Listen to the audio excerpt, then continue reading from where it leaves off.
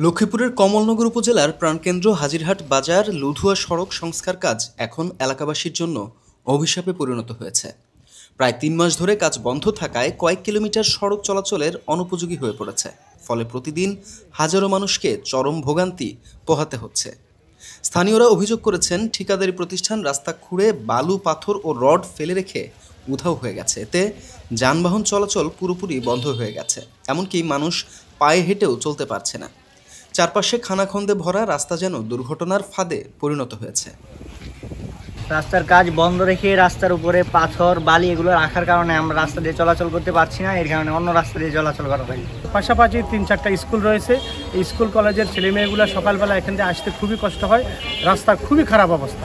রাস্তার কাজ দীর্ঘদিন বন্ধ থাকার কারণে আমাদের স্কুলে আসতে অনেক সমস্যা হয়, বা রাস্তার মধ্যে অনেক ইট, বালি, কণা এগুলো থাকার কারণে রাস্তায় পানি জমে থাকে, তাই আমাদের স্কুলে আসতে সমস্যা হয়। ৪টা মাস এই রাস্তাটা বন্ধ করে দিয়েছে। পাথর ফালায় কাজ ধরে না, কাজ করে না, মানুষের গাড়ি আনতে পারে না, মানুষের খুব ভোগান্তিতে আছে। অনেক মানুষের স্টেবোর্ডারে আছে, স্টেবোর্ডারে গাড়ি আনতে পারে না, মাল আনতে পারে না, মানুষ ব্যবসা বাণিজ্য সব বন্ধ হয়ে গেছে। আমি রাস্তাটা ওইখান গর্ত ওরে গর্ত ৩-৪ গর্ত হয়েছে, গর্ত ওই ইয়ান মানুষ গাড়ি নিতে পারে না, গাড়ি উঠতে যায়। এদিন ৩টা ছেলে লই স্কুলের ছাত্ররা গাড়ি উঠতে গেছে, মহিলাগুলো গাড়ি উঠে গেছে।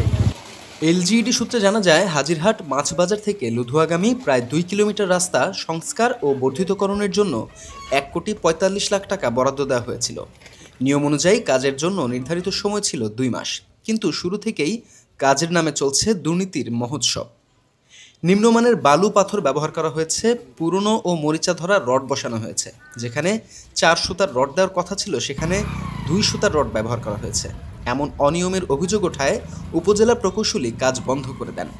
এরপর থেকে ঠিকাদার কাজের সাইটে আর ফিরেননি। কোটি টাকার প্রকল্পে এমন দুর্নীতি ও দায়িত্বহীনতার কারণে জনগণের করের টাকা ভেস্তে যাচ্ছে বলে অভিযোগ স্থানীয়দের।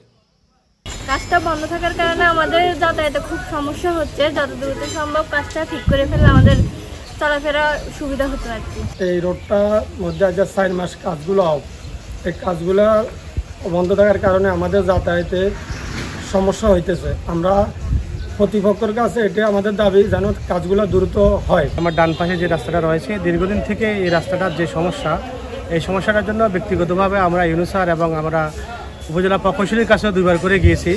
উনি বারবারে বলছেন যে কন্ট্রাক্টর এটা কাজ নিয়েছেন, কিন্তু করবেন, কিন্তু করে অদ্যাবধি আজকে প্রায় ৩-৪ মাস হয়ে গেছে, কিন্তু কাজগুলো করা হচ্ছে না।